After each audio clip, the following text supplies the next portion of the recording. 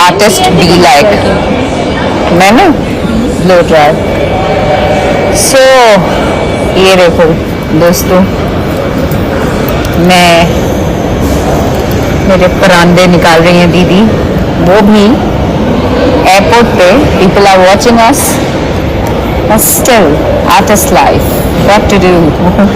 Event खत्म करके boarding start होने का वेट कर रहे हैं, तब तक सोच रही हूँ वो भी एयरपोर्ट पे। People are watching us, still artist life, what to do. Event खत्म करके बोर्डिंग स्टार्ट होने का वेट कर रहे हैं, तब तक सोच रही हूँ ये जो पागल बनी हुई हूँ मैं निकाल लूँ। ये देखो with this cool,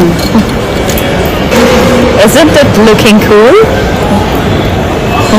दीदी